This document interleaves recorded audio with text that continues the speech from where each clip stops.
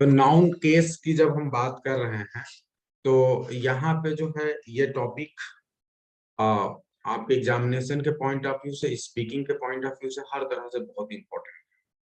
देखिए यहाँ पे दो एग्जांपल आपके सामने दिया है। John threw a stone, the horse kick the boy. तो यहाँ पे आप सेंटेंस वन को देखिए, the noun John is the subject. ये कंडीशन में आपको जॉन जो है सब्जेक्ट लग रहा है। It is the answer to the question who threw a stone. ठीक है, तो आपको हु का आंसर मिला। फिर दूसरे क्वेश्चन में आप देख रहे हैं the group of words through a stone is the, ठीक है, तो आप सभी को पता है कि जैसे ये जो आपका पहला वाला पार्ट हुआ जॉन, जो हु का आंसर, ठीक है, ये आप सभी को पता है ये सब्जेक्ट है, ये पहले से ही आप जानते हो। और जो जो है थ्रू अ स्टोन, ये जो है इसमें प्रेडिकेट है। ठीक है, the predicate contains the verb through. ध्यान दीजिए कहना क्या चाहता है, थोड़ा सा और आगे बढ़ते हैं और देखते हैं रेन एंड मार्टिन एग्जैक्टली क्या कहना। एक्चुअली ये सब्जेक्टिव और ऑब्जेक्टिव केस की बात करना चाहते हैं, तो इस तरह वो थोड़ा सा अपने तरीके से बताते हैं। तो यहाँ पे आपने देखा कि हु से पूछा गया तो आपको जवाब मिला। ठीक है, हु का जवाब आपको क्या मिला जी, क्या था ऊपर वाला सेंटेंस, यस, हु का जवाब आपको जॉन मिला। फिर उसके बाद से जो है आपने ये देखा कि ये जो है थ्रू अ स्टोन प्रेडिकेट है और इसमें जो है थ्रू जो है वर्ब है। अब ये कहना क्या चाह रहे हैं, आगे ध्यान दीजिए। What did John through, John ने जो है क्या फेंका, इसका आपको जवाब मिला स्टोन। तो यहाँ पे स्टोन क्या हो गया जी, ऑब्जेक्ट हो गया। Which John threw, the noun stone is therefore is called the object. तो अब यहाँ पे ध्यान देना कि ये आप सभी को ये शुरुआत से ही पता है, ये बचपन की चीज है और आप लोग बस बहुत पहले से जानते हैं, बस एक रिपीटिशन है उसका। ठीक है, हम चीजों को बहुत आराम से देखते हैं। तो एक बात ध्यान रखिए कि सब्जेक्ट और ऑब्जेक्ट का कॉन्सेप्ट तो आपके दिमाग में पहले से है। सब्जेक्ट को आप कैसे पता करते हैं, जब हु से क्वेश्चन पूछते हैं तो आपको सब्जेक्ट मिलता है। ठीक है, और जब व्हाट से क्वेश्चन पूछते हैं तो आपको क्या मिलता है जी, ऑब्जेक्ट मिलता है। ये आप पहले से जानते हैं। ठीक है, और उसमें भी एक और तरीका होता है, व्हाट के अलावा एक whom से भी हम क्वेश्चन पूछते हैं। जब whom से हम क्वेश्चन पूछते हैं तो भी हमें ऑब्जेक्ट मिलता है, लेकिन वो ऑब्जेक्ट में अंतर होता है। जब व्हाट से आपको आंसर जो मिलता है ना, वो जो ऑब्जेक्ट होता है वो डायरेक्ट ऑब्जेक्ट होता है, और जो whom से आपको आंसर मिलता है वो इनडायरेक्ट ऑब्जेक्ट होता है। तो ये मैं कई बार बता चुका हूँ अलग-अलग, जब मैं प्लस टू पढ़ा रहा था तो वहाँ भी मैंने बताया था। तो जो बच्चे अभी इसको अभी पहली बार पढ़ रहे हैं, जो शुरुआत से उनको नहीं ये पता है, तो हालाँकि आपको पता होगा लेकिन ये मैंने आप लोगों को नहीं पढ़ाया जो न्यू स्टूडेंट है। तो मेरे ख्याल से अब किसी को डाउट नहीं होगा।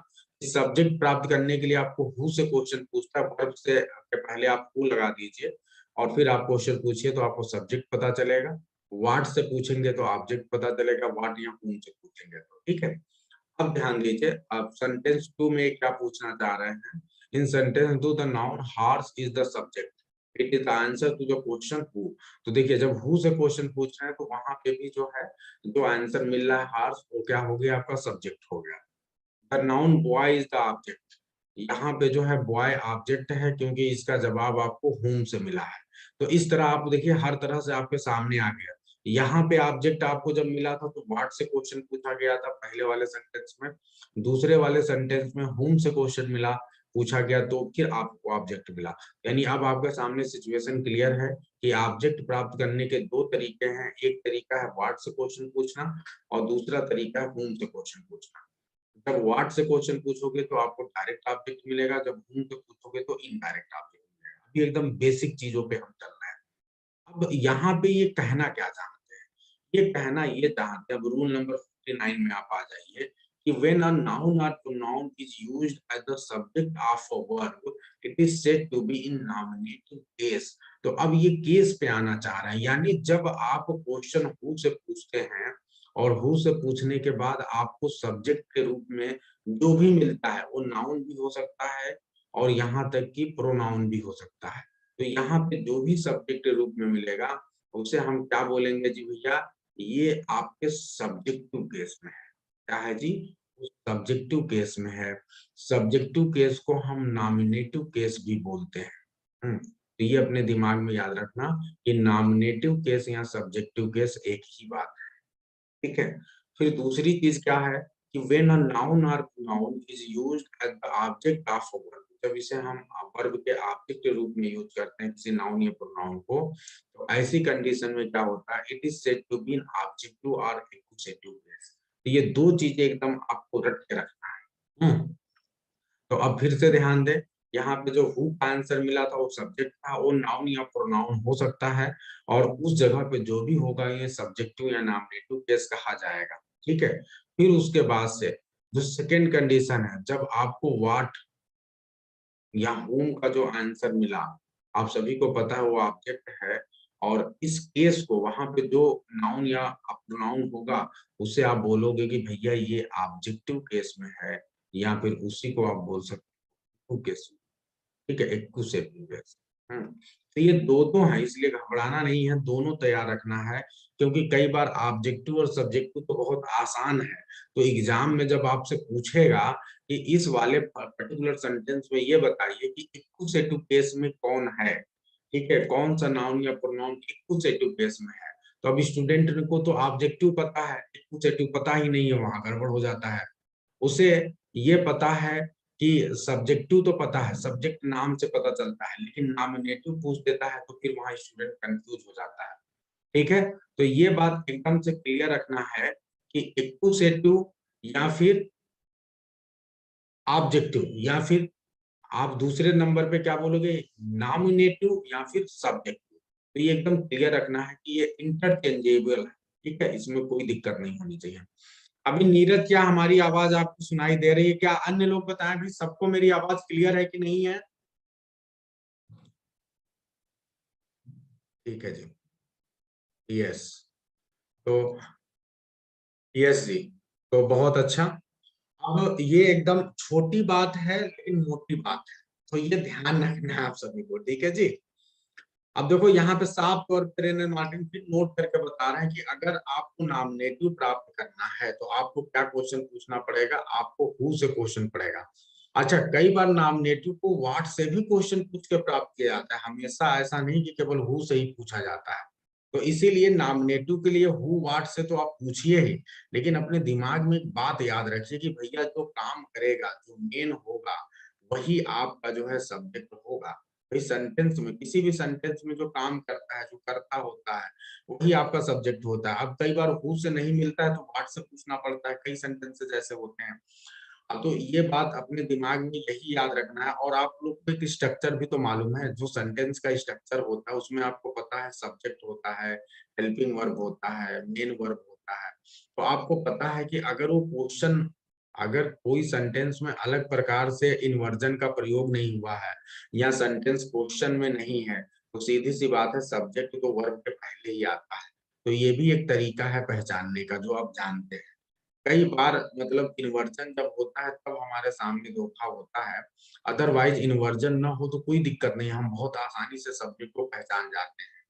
तो वर्ब के बाद आता है वो या तो ऑब्जेक्ट होगा या कॉम्प्लीमेंट होगा, तो वो भी पहचानना हमारे लिए बड़ा मुश्किल काम नहीं है, ठीक है जी। तो इसलिए ये भी तरीका है कि आप ये देख लो, वर्ब के पहले जो आया है वो सब्जेक्ट है, वर्ब के बाद जो आया है वो ज्यादातर केस में ऑब्जेक्ट होगा, ठीक है। तो ये है, ठीक है जी। तो ये हमने बेसिक चीजें समझ ली हैं, बहुत सब्जेक्टिव ऑब्जेक्टिव का कॉन्सेप्ट, एक्सक्लूसिव और नॉमिनेटिव का कॉन्सेप्ट। अब हम आगे बढ़ते हैं, रूल नंबर 50 को देखते हैं।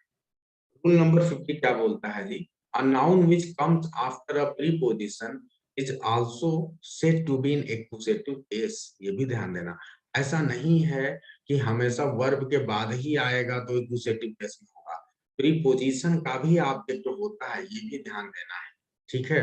तो the book is on the desk, यहाँ पे देखो प्रीपोजिशन के बाद आया है डेस्क, तो ऐसा नहीं है कि ये भी ध्यान दो, ये भी एक पोसेटिव केस में है, ये भी ऑब्जेक्टिव केस में है, यानी प्रीपोजिशन, यानी यहाँ पे एक नया कॉन्सेप्ट आया है, और ये कॉन्सेप्ट आप सभी बचपन से जानते हो, उसी बात को फिर से रिवाइज करना है।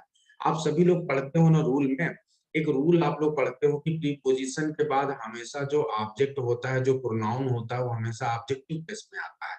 तो वही बात तो ये कह रहे हैं कि भैया केस जो है वो एक्कुसेटिव है, यानी इसका मतलब कि जो अगर नाउन है तब तो भाई सेम होगा, लेकिन नाउन है तो उसे ध्यान रखो कि ये निश्चित रूप से क्या है, वो ऑब्जेक्टिव केस में। प्रॉब्लम हमारे साथ ये होता है ना भाई, देखो जैसे टुनटुन है, तो टुनटुन को सब्जेक्ट के रूप में रखो, चाहे टुनटुन को ऑब्जेक्ट के रूप में रखो, टुनटुन बदलता तो है नहीं, ये तो ऐसे ही दिखता है। लेकिन भाई केस तो बदला ना, चाहे टुनटुन का रूप नहीं बदला, लेकिन टुनटुन का प्लेस बदला तो उसका केस तो बदला है। ठीक है, तो इस केस में अब ऐसे कंडीशन में आपको केस पूछा जा रहा है, तो आपको केस बताना है, उसके रूप में परिवर्तन नहीं हुआ, जिसके आधार पे आपको कंफ्यूज नहीं होना कि नहीं टुनटुन है तो ये हमेशा सब्जेक्ट के रूप में ही आएगा। प्रॉब्लम ये है कि नाउन में जो ऑब्जेक्टिव केस में जब ये आता है तो चेंज नहीं होता है, तो हम समझ नहीं पाते हैं जब तक कि सेंटेंस को न देखें। अब कोई तरीका होता कि टुनटुन को हम टुनटुने कर देते, पता चल जाता है, लेकिन यही जब ऑब्जेक्ट, जब आप प्रोनाउन की बात करते हैं तो प्रोनाउन में सीधे सीधे चेंज हो जाता है, एकदम पता चल जाता है। जैसे प्रोनाउन की जब आप बात करते हैं तो प्रोनाउन में क्या है कि जैसे अगर ही है तो प्रोनाउन में हिम हो जाता है, तो हम आप देख के ही समझ जाते हैं हिम है, इसका मतलब ये ऑब्जेक्टिव केस में है। सी है तो सी का ऑब्जेक्टिव केस क्या हो गया, हर हो गया। दे का क्या हो गया, देम हो गया। तो प्रोनाउन में बड़ी आसानी से हमें देखते ही हम समझ जाते हैं भैया ये तो ऑब्जेक्टिव केस में है, ठीक है, ये तो एक्कुसेटिव केस में है। लेकिन नाउन के केस में हमारे लिए पहचानना आसान नहीं होता है। यानी ये हमें ये पता चला कि अगर कोई सेंटेंस, कोई वर्ड सिर्फ लिख के कह दे, अगर कोई वर्ड लिख दिया जाए तो आप उस वर्ड को देख के ये नहीं कह सकते कि भैया ये सब्जेक्टिव केस में है कि ऑब्जेक्टिव केस में, यदि वो नाउन है तो। लेकिन प्रोनाउन के केस में, प्रोनाउन के केस में बहुत आसानी से आप देख के ही पहचान सकते हो। Am I clear to everyone or not? बताओ जी। प्रोनाउन लिखा है तो एकदम देखते ही तुरंत वर्ड को देखते ही बता दोगे, लेकिन जब नाउन लिखा रहेगा तो टुनटुन है तो टुनटुन ही है। अब वो सब्जेक्टिव केस में भी हो सकता है, ऑब्जेक्टिव टुनटुन है, कुछ ऐसा हो जाता तो हम समझ जाते, तो नहीं हो पाता है। तो इसलिए अब आपको जब तक वो सेंटेंस में नहीं होगा तब तक आप क्लियर नहीं बता सकते कि भाई ये सब्जेक्टिव है कि ऑब्जेक्टिव है। I hope it is clear to everyone. तो ये छोटी-छोटी मगर मोटी बातें हैं जो आपको ध्यान रखना है।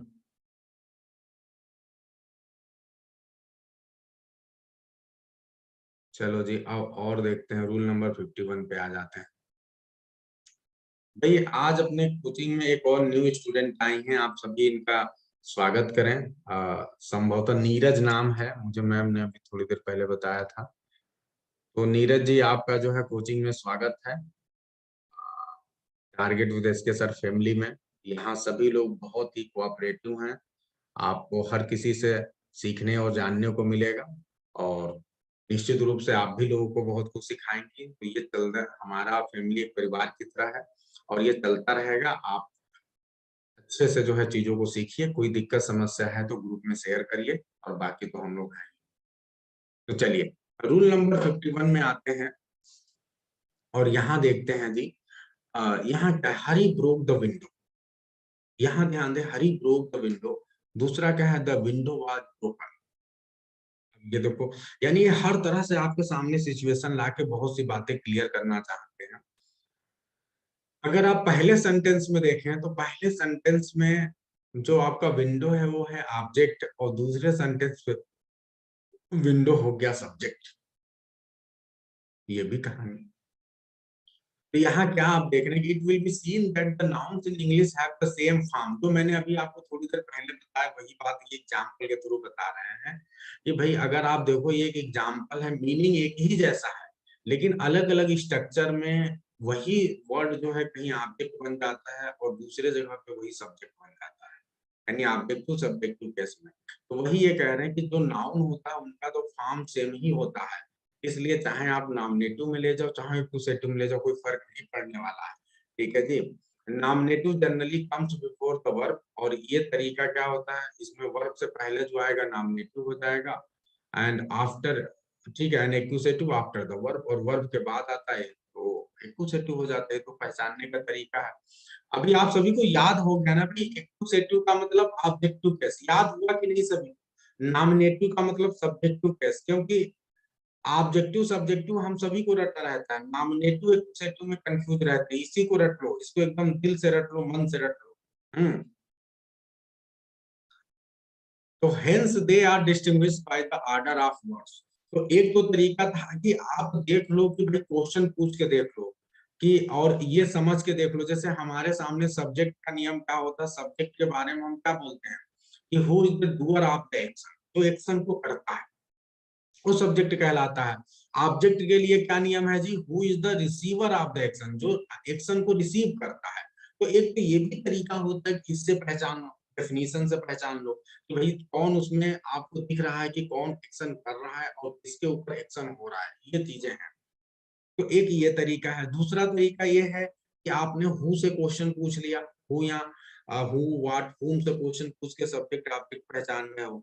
एक तीसरा तरीका क्या है, तीसरा तरीका ये है कि जो पैटर्न है, जो आपका स्ट्रक्चर है, कि वर्ब के पहले जो आता है वो सब्जेक्ट कहलाता है, वर्ब के बाद जो आता है वो ऑब्जेक्ट कहलाता है। तो आपके पास तीन तरीके हैं, कोई ना कोई तरीका तो सफल हो जाएगा। एक तरीके से ना हो पाए तो दूसरे तरीके से करो, दूसरे से ना हो पाए तो तीसरे तरीके से करो। तो निश्चित रूप से अब आप लोग सब्जेक्ट ऑब्जेक्ट पहचानने में दिक्कत नहीं करेंगे। लेकिन वही मैंने कहा कि ये तीनों तरीके अपनाने पड़ेंगे, क्योंकि कई बार हमारे सामने छलावा कर जाता है, सेंटेंस जो ऐसे लिखा रहेगा, sweet are the uses of adversity, sweet are the usage of adversity. अब इस वाले सेंटेंस में छलावा कर जाएगा, इसमें सब्जेक्ट अगर इस रूल को आप कर दिए कि वर्ब के पहले वाला सब्जेक्ट स्वीट, तो गड़बड़ हो गया। द यूसेज ऑफ एडवर्सिटी को आपने कहा वर्ब के बाद है तो इसको आपने ऑब्जेक्ट मान लिया, अब ये गड़बड़ हो गया। क्योंकि यहाँ पे जो कंडीशन है वो यहाँ पे मीनिंग के हिसाब से, ग्रामर के हिसाब से भी थोड़ा दिमाग लगाना पड़ेगा। ये एक्चुअली यहाँ इन्वर्जन का यूज किया गया है, और इसलिए the usage of adversity are sweet हो। ठीक है, तो अब देखो ये क्वेश्चन का आंसर हु से नहीं मिल रहा है। ठीक है, ये इसमें सब्जेक्ट व्हाट से मिल रहा है। ठीक है, तो ऐसे ही होता है कि हम नॉर्मली पढ़ते हैं कि हमेशा हु से मिलेगा, लेकिन अब व्हाट से यहाँ मिल रहा है, तो ये कंडीशन है। तो ये अकॉर्डिंग टू द सिचुएशन आपको समझना पड़ेगा कई बार, है ना। यस, तो यही चीज है। देखो रट्टा, हमें जो है रट्टाफिकेशन या चीजों को हम सिर्फ रट लेते हैं, सिर्फ उतने पे नहीं जाना है, हमें अंडरस्टैंडिंग बनानी है। कई बार रूल से हटकर बहुत सी चीजें होती हैं जिसके लिए कोई रूल नहीं बना है। अब आप हमसे पूछो सर पीयूटी कुट होता है तो आप कुट बोलते हो, फिर अचानक सीयूटी कट क्यों बोलते हो, कुट क्यों नहीं बोलते हो, तो इस ये नियम से परे है, इसके लिए कोई नियम नहीं बनाया गया। आप हमसे पूछो कि सर लड़का को लड़का क्यों बोलते हैं, लड़की को लड़की क्यों बोलते हैं, इसके लिए मेरे पास कोई जवाब नहीं होगा। ठीक है, आप बोलो टुनटुन को टुनटुन क्यों बोलते हैं, तो कोई जवाब नहीं है मेरे पास, क्योंकि ये नियम से परे है। ठीक है, तो ये चीज है। तो ये ध्यान रखना है कि हर चीज में नियम नहीं लगता है, एक लिमिट तक ही नियम का रोल होता है, उसके बाद से तो बहुत सी चीजें वॉलंटरी होती हैं, situation according to the situation और अंडरस्टैंडिंग पे बेस करके होता है। चलो जी, अब तो ये हमने देख लिया। अब जैसे आपको हमने उधर ही बताया था कि जब किसी किसी सेंटेंस में आप ना दो दो ऑब्जेक्ट मिल जाते हैं। ठीक है, हल्का सा बता चुका हूँ, फिर रिवीजन ही है उसका, बहुत ध्यान से सुनिएगा। तो जैसे Rama gave a ball, Rama ने एक बॉल दिया, Rama gave Hari a ball, दो सेंटेंस है। पहले वाले सेंटेंस में आप देखें तो in each of the sentences the noun ball is the object, दोनों जगहों पे बॉल ऑब्जेक्ट है। ठीक है भैया, ये किसका, वर्ब गेव का ऑब्जेक्ट है, कोई दिक्कत नहीं। इन द सेकेंड सेंटेंस, तो पहले वाले सेंटेंस में आपको पता है बॉल ऑब्जेक्ट है, राम ने दिया, क्या दिया जी, एक बॉल दिया, तो ऑब्जेक्ट है, कोई दिक्कत नहीं। लेकिन जब सेकेंड सेंटेंस में आप देख रहे हैं तो यहाँ पे हमें बताया जा रहा है we are told that Hari was the person to whom the ball was, Rama give a ball. यहाँ हमें पता चला कि हरी वो पर्सन है जिसको जो है राम ने बॉल दिया था।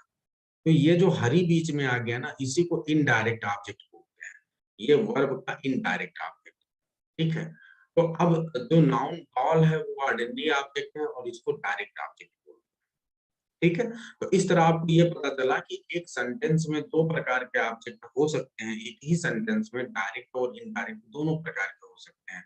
तरीका क्या है, अगर आपको डायरेक्ट ऑब्जेक्ट प्राप्त करना है तो आपको क्वेश्चन पूछना पड़ेगा व्हाट से। ठीक है, ये मैं आपको टेक्निकल चीज बता दे रहा हूँ डायरेक्ट ऑब्जेक्ट के लिए। और इनडायरेक्ट ऑब्जेक्ट प्राप्त करना है तो आपको क्वेश्चन पूछना पड़ेगा whom से। ये ध्यान अब एक बात और, अगर इस सेंटेंस को आप देखिए तो आप एक बात और नोटिस करो कि ये जो सेंटेंस है, इस सेंटेंस में जो तरीका है वो तरीका ये है कि वर्ब के बाद जैसे सब्जेक्ट आया, फिर उसके बाद वर्ब आया, और वर्ब के बाद आपका क्या हो रहा है, नॉर्मली इनडायरेक्ट ऑब्जेक्ट जो है पहले रहता है और फिर उसके बाद डायरेक्ट ऑब्जेक्ट आ जाता है।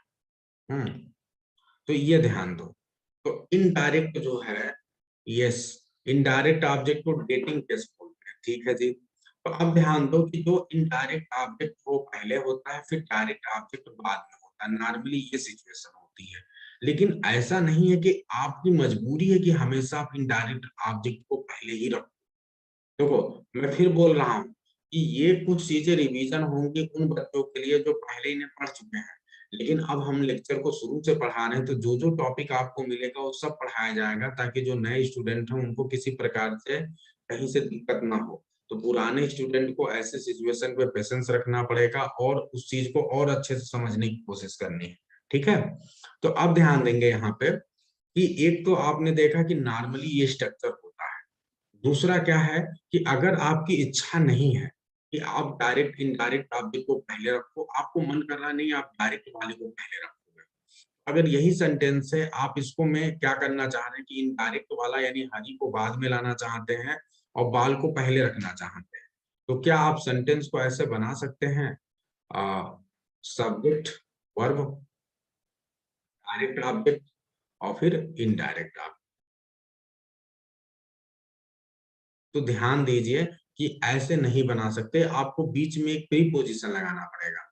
यानी आप जो है ठीक है पलट दीजिए, डायरेक्ट को पहले ले आइए, इनडायरेक्ट को बाद में करिए, लेकिन बीच में एक प्रीपोजिशन लगाइए। तो जब आप बीच में प्रीपोजिशन लगाएंगे तो ऐसी कंडीशन में आपका सेंटेंस सही बन जाएगा।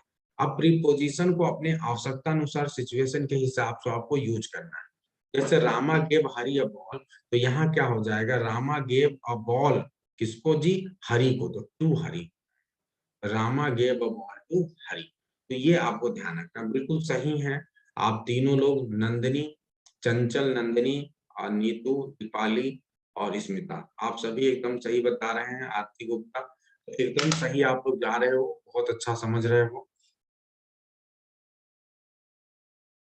नीरज आप बताइए, आपको समझ में आ रहा है कि नहीं, आज आप पहला दिन जुड़ी हैं।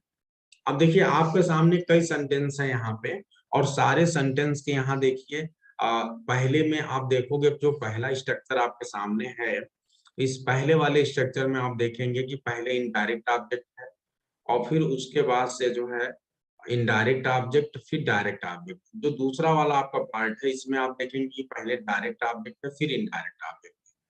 आपके सामने दो दो सिचुएशन दी गई है।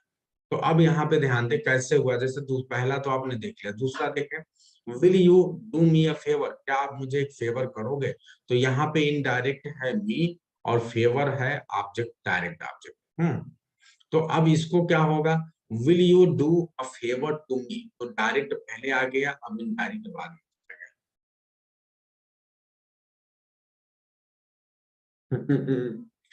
यस, बहुत अच्छा नंदिनी, नया नया बना रहे हो आप लोग। ऐसे सेंटेंस जब बनाते हो तो अच्छा लगता है। देखो मैं यहाँ पे आपको ये बता रहा हूँ, अगर आपके दिमाग में भी कुछ सेंटेंस आ रहा है तो बनाओ। हम्म, इसी प्रकार I bought Rama Rama a ball, तो मैंने रमा को एक बॉल खरीदा, यहाँ पे राम रमा जो है या राम जो है इनडायरेक्ट है, बॉल डायरेक्ट है, अब ये क्या बन जाएगा, आई bought a ball for Rama. तो यहाँ पे देखो अब की बार टू की बजाय फॉर लग गया है।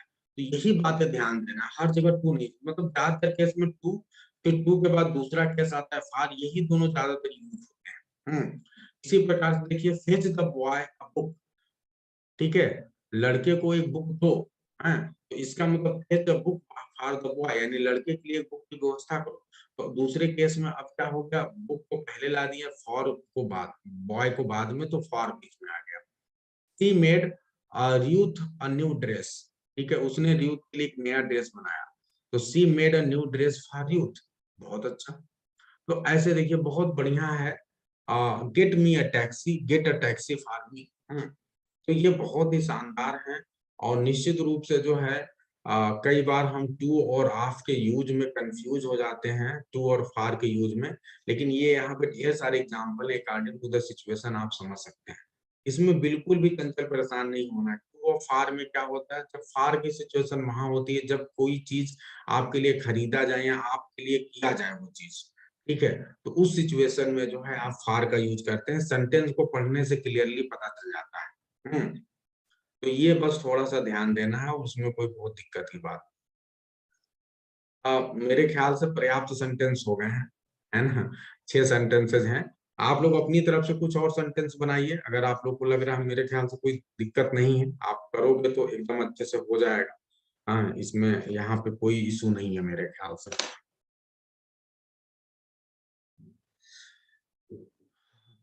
हो जाएगा हेमलता, प्रैक्टिस करिए, कोई दिक्कत नहीं है। यहाँ पे आपके पास 6 से 7 एग्जाम्पल है।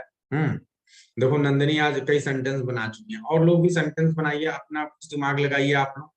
जैसे इन्होंने एक सेंटेंस बोला था, एसके सर टीचर्स अस इंग्लिश, तो ये यहाँ पे क्या था, यहाँ पे अस जो है इनडायरेक्ट ऑब्जेक्ट तो पहले है, इंग्लिश बाद में आया डायरेक्ट ऑब्जेक्ट, फिर इन्होंने लिखा SK sir teachers English to us, तो वहां पे दूसरे प्रकार से हो गया।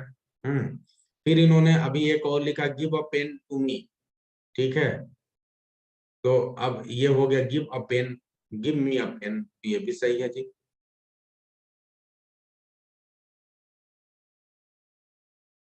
माई daughter gave me chocolate, okay.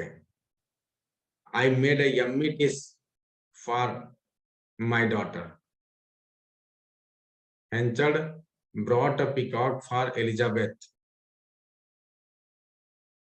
बहुत अच्छा, बहुत अच्छा।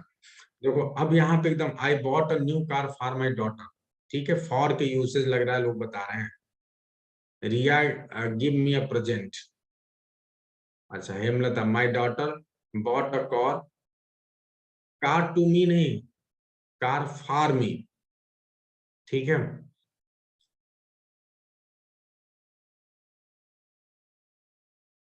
चलिए बहुत अच्छा।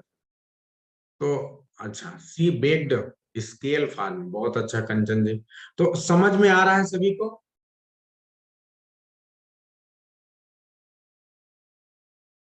Yes, my teacher presents a gift to me, ठीक है, क्लियर। तो मेरे ख्याल से किसी को डाउट नहीं होना चाहिए। I hope it is clear to everyone. I bought a ticket for you, I bought you a ticket, बहुत अच्छा स्मिता, एकदम सही है, बहुत अच्छा कर रहे हैं आप सभी।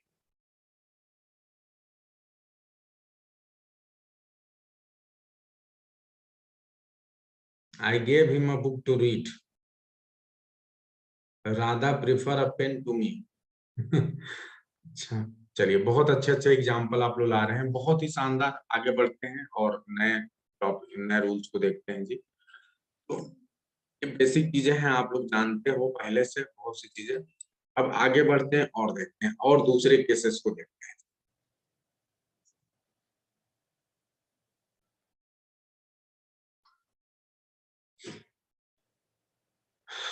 एग्जामिन द सेंटेंस, एक सेंटेंस है, दिस इज रमाज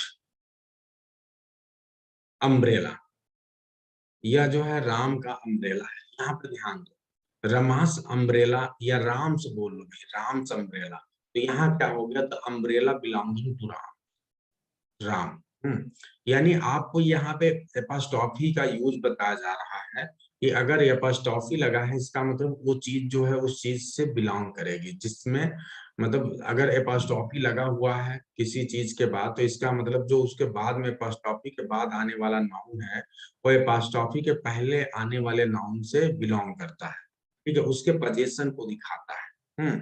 तो अब ध्यान दीजिए जी, the form of the noun Ram is change to Rama's, Ram को आपने रामाज बोला, ये किस लिए किया, टू शो द ओनरशिप और पोजेशन, आप ओनरशिप या पोजेशन दिखाना चाहते हैं, दिखाना चाहते कि भैया ये जो है इनका है, ठीक है, इन्होंने खरीदा है या इनका है ये। द नाउन रामाज जो दिख रहा है आपको, ये क्या है, therefore is said to be in possessive और जेनिटिव केस। तो जब ये कंडीशन होगा तो ये पजेसिव या जेनिटिव केस कहा जाएगा, जिसे आप लोग को रट लेना है, ठीक है। अब ये नाउन की केस में देखा, जब यही प्रोनाउन रहेगा तो यहाँ पे क्या होगा जी, it, her, my, hmm my, there, ठीक है, योर, तो जब नाउन के केस में आएगा, जब नाउन के केस में पोजीशन आपको दिखाना है तो आपको एपॉस्ट्रोफी यस लगाना है, लेकिन जब प्रोनाउन के केस में दिखाना है तो क्या वहां भी एपॉस्ट्रोफी यस लगाएंगे? ये बहुत छोटी छोटी बारीक बातें जो समझना है। नाउन के केस में जब पोजीशन दिखाना है तो आपके पास टॉफी यस लगाना है, क्योंकि नाउन का पोजेसिव रूप अलग से नहीं होता है। लेकिन जब प्रोनाउन की बात करते हैं तो प्रोनाउन के केस में चूंकि अलग अलग रूप होता है, जैसे नाउन का subjective case objective case same होता है, लेकिन जब प्रोनाउन का सब्जेक्टिव केस अलग है, ऑब्जेक्टिव केस अलग है, इसी प्रकार से पजेसिव केस अलग है प्रोनाउन का। तो प्रोनाउन के केस में जब ऑलरेडी अलग अलग रूप है ही उसके, तो कोई दिक्कत है नहीं। लेकिन नाउन के केस में रूप अलग नहीं है, तो मजबूरी है पजेसिव केस दिखाने के लिए कि कोई ना कोई तरीका तो अपनाना पड़ेगा। भाई चलो एक जगह सब्जेक्टिव ऑब्जेक्टिव में हम पहचान गए, लेकिन अब एक बार चलो वहां चल गया, लेकिन हर जगह नहीं चलेगा। पजेसिव केस के लिए एपॉस्ट्रोफी का प्रयोग किया जाता है। ठीक है जी। नेटवर्क प्रॉब्लम बहुत है भाई मेरी तरफ। क्या नेटवर्क प्रॉब्लम अन्य लोग को भी है अनामिका के अलावा? नंदिनी बताएंगे, कल नंदिनी कह रही थी सर हम दोनों को प्रॉब्लम है। नंदिनी बताइए। नहीं है? अच्छा पहले ही बता दिया आपने। अच्छा अनामिका की तरफ ही है अपनी बात। चलो कोई बात नहीं, धीरे धीरे सही हो जाएगा।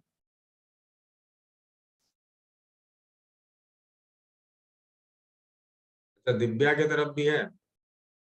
चलो क्या करें जी।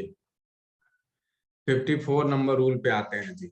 तो मेरे ख्याल से पजेसिव या जेनेटिव केस आप लोग समझ चुके होंगे। आज बहुत यहाँ भी बारिश हुई है, बहुत ज्यादा ठंड है भाई, बहुत ज्यादा ठंड। आज मैं भी कॉलेज से तो इस समय रोज ही देर हो रहा है, घर का भी काम है, थका ही रहता हूँ। लेकिन आप लोग की क्लास पढ़ाना ही है, ये समझ लो आप। पंजाब में हो चंचल आप।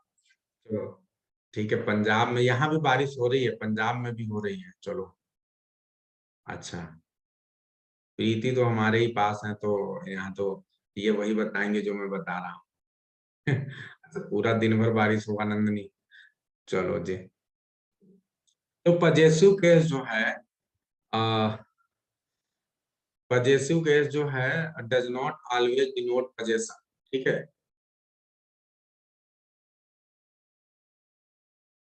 अच्छा चलो।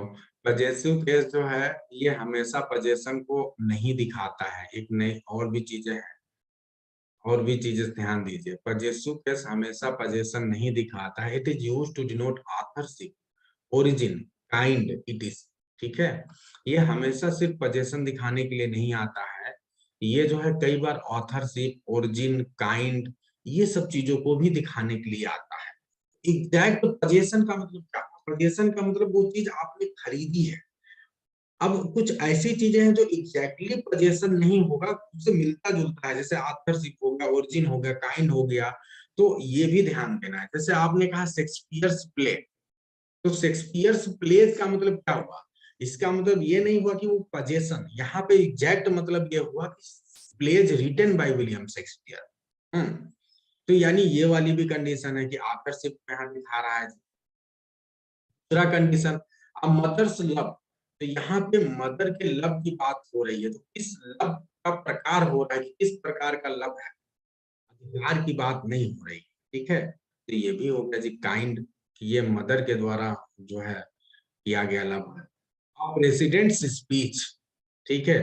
तो ये जो स्पीच है यहाँ भी कोई अधिकार की बात नहीं हो रही है, ये स्पीच उनके द्वारा डिलीवर किया गया है उसकी बात हो रही है। मिस्टर अग्रवाल्स हाउस, ठीक है। तो यहाँ पे आप बोल सकते हैं कि हाँ थोड़ा सा आप जो है पजेशन की बात कर सकते हैं कि हाँ ये उनका हाउस है।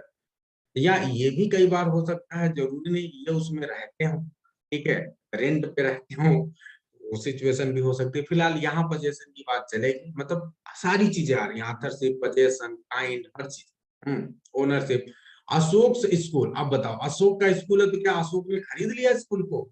तो यहाँ तो पोजेशन की बात नहीं हुई ना, लेकिन एपोस्ट्रोफी लगा है।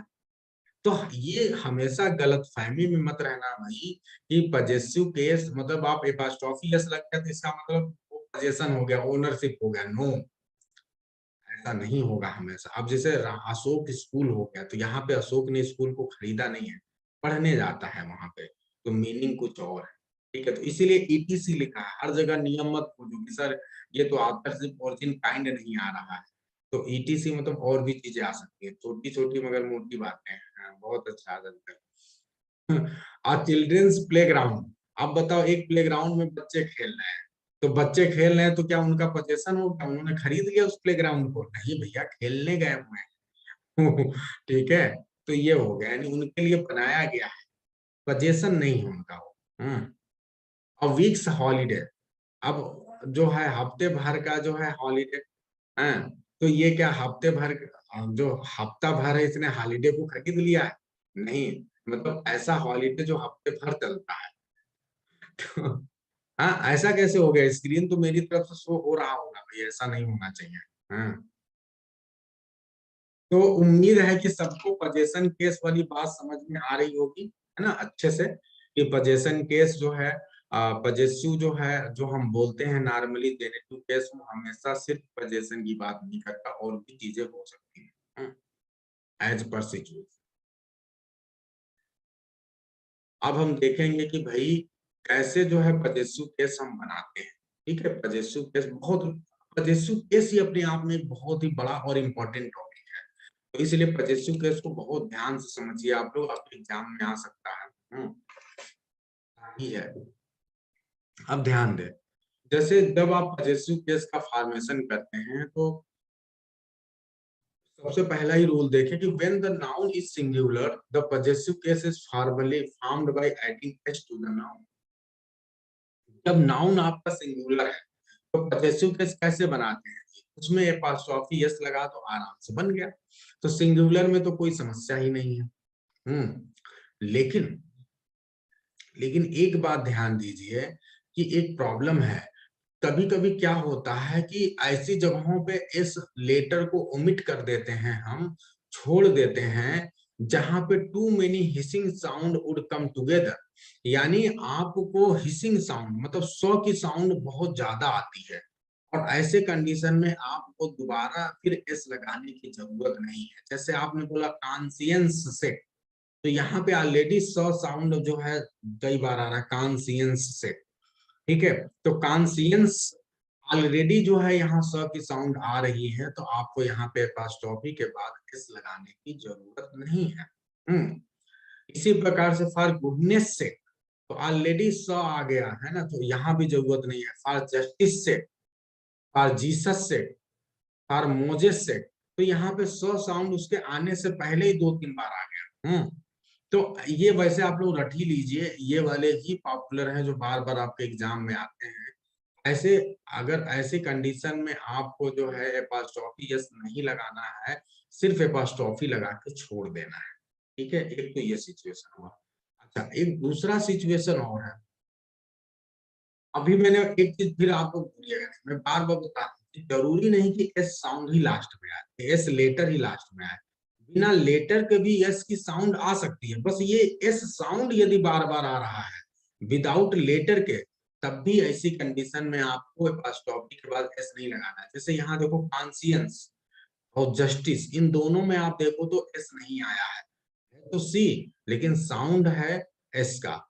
ठीक है, हिसिंग साउंड है, तो इसलिए जो है आपको यहाँ पे एपॉस्ट्रोफी लगा के छोड़ देना है। अब ऐसा और भी सिचुएशन होता है, जैसे कई बार जो है आपका प्लूरल है और उसमें एपॉस्ट्रोफी लगाना है। जैसे when the noun is plural and ends in s, और एस से एंड होता है, तो ऐसे केस में भी आपको एस लगाने की जरूरत नहीं, केवल एपॉस्ट्रोफी लगा के छोड़ दीजिए। जैसे बॉयज स्कूल, तो इसका मतलब एक बच्चे का स्कूल नहीं, बॉयज यानी प्लूरल में आया है, बॉयज यानी बच्चों का स्कूल, लड़कों का स्कूल। ठीक है, तो आप देखते नहीं, boys college, boys school, girls school, ऐसा होता है। तो यहाँ पे यानी प्लूरल के बाद आपको सिर्फ एपॉस्ट्रोफी लगाना है, क्योंकि एस पहले ही आ चुका है, तो अब दोबारा एस लगाने की जरूरत नहीं है। इसी प्रकार से गर्ल्स स्कूल, हॉर्सेस टेल्स, तो यहाँ पे आपको जरूरत नहीं है। यानी एस से यदि कोई ऑलरेडी एंड हो रहा है, ठीक है, तो फिर वहां भी आपको एपॉस्ट्रोफी के बाद छोड़ देना है, एस नहीं लगाना है।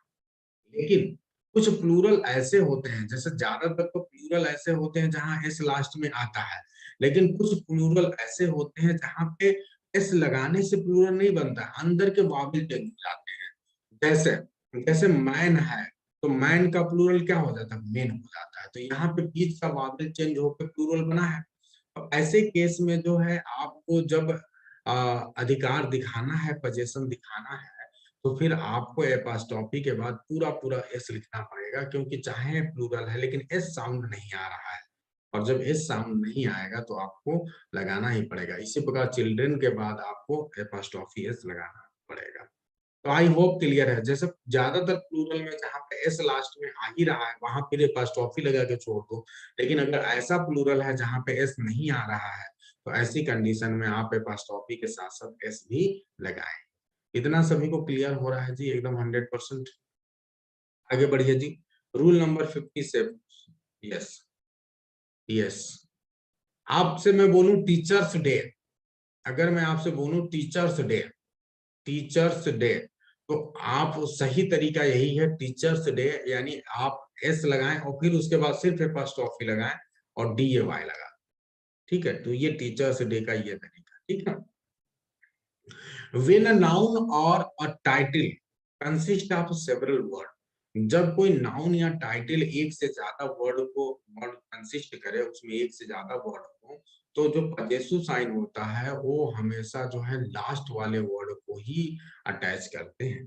जैसे आपने बोला the king of Bhutan's visit, आपने क्या किया, देखो ये पूरा पूरा फ्रेज है, तो आप लास्ट वाले पे अपोस्ट्रोफी एस लगा दो। यानी जो लास्ट में नाउन आएगा उससे पहले जो वर्ड आएगा जिससे पोजेशन शो करना है, बस लास्ट वाले में लगा। इसी प्रकार प्राइम ऑफ मॉरिशस स्पीच, तो यहाँ पे प्राइम मिनिस्टर ऑफ मॉरिशस, यहाँ पे पूरा पूरा ये फ्रेज है, इसमें सबसे लास्ट वाले में आपने लगा के एपॉस्ट्रोफी एस लगा। ठीक है जी। तो ये चीज है, तो ये बहुत ध्यान रखने वाली बात है, और उसी के हिसाब से आपको करना है कि जब पूरा पूरा सेंटेंस आपको दिखाई देगा, तो पूरे पूरे मतलब पूरा पूरा यदि फ्रेज दिखाई देगा, कई वर्ड्स दिखाई देंगे, तो जो सबसे लास्ट में होगा उसके बाद आपके पास ऑफिस। तो ये भी ध्यान देना है। अब नॉर्मली क्या होता है ना कि स्टूडेंट ऐसे वाले क्वेश्चन में गड़बड़ी करते हैं, क्योंकि उनको लगता है कि भैया भूटान थोड़े ना स्पीच दे रहा है, स्पीच तो देने वाला किंग है, तो आप किंग्स स्पीच हैं, द किंग्स आप भूटान विजिट लिख सकते हैं, तो गड़बड़ हो जाएगा। मतलब आपको लगे भैया किंग, यहाँ तो पीएम है, हाँ पीएम है, तो पीएम को लगाओ, लेकिन ऐसा नहीं है, ये पूरा पूरा एक समूह के रूप में आया हुआ है, इसलिए जो है लास्ट में ही आएगा। रूल नंबर 57 देखिए, इसमें क्या है, when two nouns are in apposition, जब दो नाउन अपोजिशन में होते हैं तो पजेसिव साइन जो है वो लास्ट वाले पे आता है। जैसे that is Tagore the poets house, तो यहाँ पे क्या हो गया कि यहाँ पे जो है पजेसिव अपोजिशन में है, यहाँ पे टैगोर, ठीक है। तो जो लास्ट में जैसे टैगोर भी आ गया और पोएट भी आ गया, तो टैगोर के लिए ही पोएट आया हुआ है। तो ध्यान रखिए जो लास्ट वाला वर्ड है जो टैगोर को रिप्रेजेंट कर रहा है उसके बाद में आपको लगाना है। हालांकि अभी आप जो है केस इन, ये जो नाउन इन अपोजिशन है वो अभी बाद में आप देखने वाले हैं, तो वहां फिर इस बात को मैं समझाऊंगा, तो अभी परेशान मत होइए, इसको वहां भी समझाऊंगा। रूल नंबर 58 पे आते हैं, ये क्या है, also when two nouns are closely connected, जब दो नाउन क्लोजली कनेक्टेड होते हैं तो जो पजेसिव है, पजेशन है, पजेसिव कैसे वो लास्ट वाले पे लगता है, ये बहुत इंपॉर्टेंट, ये 58 और 59 ये आपके एग्जाम में कई बार आ चुका है। जैसे सपोज करो दो भाई, अगर दो लोग मिलके जो है किसी कंपनी को ओन करते हैं, ठीक है, तो ऐसी कंडीशन में क्या हो जाएगा, एपॉस्ट्रोफी जो है दोनों का अधिकार है, दोनों के द्वारा चल रहा है, दोनों क्लोजली कनेक्टेड हैं, तो सीधी सी बात है लास्ट वाले पे लगेगा। जैसे सपोज करो कि एक मतलब एक फैमिली है, उस फैमिली में टुनटुन और गुनगुन दोनों भाई भाई हैं, टुनटुन और गुनगुन भाई भाई हैं, एक फैमिली है, और यहाँ पे टुनटुन और गुनगुन भाई भाई हैं, और ये टुनटुन गुनगुन के पिताजी हैं। तो टुनटुन और गुनगुन के पिताजी हैं, और इन्होंने एक बहुत बढ़िया घर बनवाया हुआ है। देखो टुनटुन और गुनगुन दोनों भाई भाई हैं, टुनटुन के पिताजी ने एक बहुत ही शानदार देखो नीचे घर बनवाया हुआ है। तो जब इन्होंने दोनों अच्छा घर बनवाया हुआ है, तो अब ये बताओ कि ये घर को बताना है कि ये टुनटुन और गुनगुन का घर है, तो आप क्या बताओगे, क्या टुनटुन का अलग बताओगे, गुनगुन का अलग घर बताओगे? अच्छा गुनगुन सिस्टर है, चलो ठीक है सिस्टर मान लिया। अब क्या हो गया कि टुनटुन और गुनगुन दोनों के पिताजी ने एक घर बनवाया है, तो उस घर पे अधिकार दोनों का हो जाएगा। आप बोलोगे टुनटुन एंड गुनगुन हाउस, ठीक है, ये बात ध्यान। लेकिन हुआ क्या कि टुनटुन और गुनगुन ने दोनों में यदि झगड़ा हो गया, ठीक है, टुनटुन ने क्या हुआ कि अक्सर क्या होता है कि बहनों को भाई सब मार ही देते हैं, तो उसने मजाक मजाक में जो है गुनगुन को जो है गुस्से में कुछ बोल दिया। तो अब गुनगुन नाराज हुई कि ऐसे नहीं चलेगा भैया, तो घर में बंटवारा हो गया। अब घर में बंटवारा हो गया तो दोनों का अलग अलग हिस्सा हो गया। तो ऐसी कंडीशन में अब जब दोनों का अलग अलग हिस्सा हो गया तो क्या करोगे आप? तो जब अलग अलग हिस्सा हो जाएगा तो फिर दोनों में फर्स्ट ऑफियस अलग अलग लगेगा, यानी टुनटुन्स एंड गुनगुन्स हाउस। तो बात समझ में आ रही है? तो ये बात है।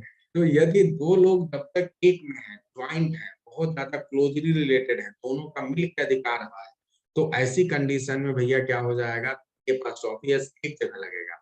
और यदि अलग अलग है तो ये पास ऑफियस अलग अलग लगेगा। ये बहुत बढ़िया एग्जाम्पल अनीता पांडे ने दिया, एडम एंड ईव चिल्ड्रन। क्योंकि एडम और ईव से मिल के जो है, जैसे पेरेंट्स की अगर बात की जाएगी, तो अगर सपोज करो कि दो लोग की शादी हुई है और फिर उनके जो बच्चे हैं तो वो पेरेंट्स दोनों के बच्चे हैं, तो इसलिए आप अगर दोनों के नाम लिखना चाहते हैं तो उनके बाद लास्ट वाले के बाद एक फर्स्ट ऑफियस लगेगा। तो ये भी एक बेहद अच्छा एग्जाम्पल है, पॉइंट पोजेशन है। हम्म। चलो।